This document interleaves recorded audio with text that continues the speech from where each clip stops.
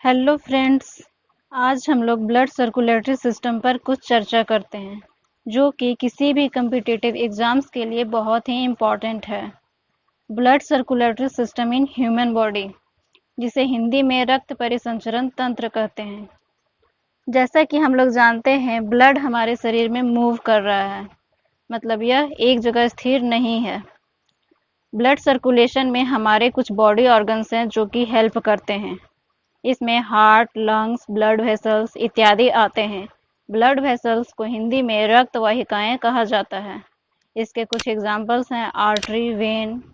Artery को हिंदी में धमनी बोलते हैं और वेन को हिंदी में सीरा बोलते हैं। हमारा जो हार्ट है वो 4 चैम्बर्ड हार्ट है, मतलब इसमें 4 कक्ष हैं। जैसा कि आप फिगर में देख सकते हैं, इसमें 2 एट्रियम और 2 वेंट्रिकल हैं। सबसे पहले ब्लड हमारे पूरे शरीर से, हर एक बॉडी ऑर्गन से, हर एक सेल से सबसे पहले सुपीरियर वेना कावा में आता है। सुपीरियर वेना कावा को हिंदी में महाशिरा कहा जाता है। सुपीरियर वेना कावा के बाद ये राइट एट्रियम में पहुंचता है। राइट एट्रियम के बाद राइट वेंट्रिकल में पहुंचता है और इसके बीच एक वाल्व लगा हुआ है जिसका कि नाम है ट्राइकस्पिड वाल्व, जिसे फिगर में आप आसानी से देख सकते हैं। इसके बाद राइट वेंट्रिकल कंप्रेस होता है, मतलब संपीड़ित होता है। उसके बाद ये पल्मोनरी आर्टरी में जाता है। पल्मोनरी आर्टरी, जिसे हिंदी में फुफ्फुस धमनी कहा जाता है, इस पल्मोनरी आर्टरी से जो ब्लड है वो लंग्स में जाता है। लंग्स में ब्लड जो है वो प्यूरिफाई होने के लिए जाता है, क्योंकि अभी तक का जो ब्लड है वो प्योर ब्लड नहीं है, इम्प्योर है, अशुद्ध है, जिसे कि डीऑक्सीजनेटेड ब्लड कहा जाता है।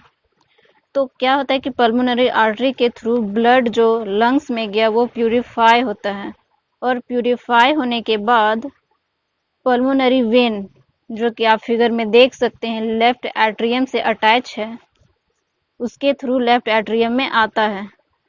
पल्मोनरी वेन को हम फुफ्फुस सिरा बोल सकते हैं। अब जो शुद्ध रक्त है, जिसे कि ऑक्सीजनेटेड ब्लड बोल सकते हैं, वो पल्मोनरी वेन्स के थ्रू लेफ्ट एट्रियम में आता है। फिर यहाँ पर आप देख रहे हैं कि वाल्व लगा हुआ है। इस वाल्व से होते हुए लेफ्ट वेंट्रिकल में जाता है। इसके बाद लेफ्ट वेंट्रिकल फिर से कंप्रेस होता है और यहाँ से आप देख रहे होंगे कि एक अयोटा निकली हुई है। अयोटा, जिसे कि हिंदी में महाधमनी कहा जाता है। इस महाधमनी के द्वारा जो ऑक्सीजनेटेड ब्लड है, जो शुद्ध रक्त है, वो हमारे पूरे बॉडी ऑर्गन्स में चला जाता है। इस प्रकार यह प्रक्रम चलता रहता है। यहाँ पर लगे हुए वाल्व का भी बहुत ही महत्वपूर्ण रोल होता है। जब ब्लड एक चैम्बर से दूसरे चैम्बर में जाता है तो वाल्व जो है वो ऑटोमेटिकली बंद हो जाते हैं, ताकि ब्लड आपस में मिक्स ना हो पाए। इस प्रकार यह प्रोसेस चलता रहता है। हमारे पूरे बॉडी ऑर्गन से ब्लड जो है हार्ट में आता है, फिर हार्ट से पुनः बॉडी ऑर्गन्स में जाता है। ब्लड सर्कुलेशन को आप इस चार्ट के द्वारा भी समझ सकते हैं, जो कि हिंदी और इंग्लिश दोनों में उपलब्ध है।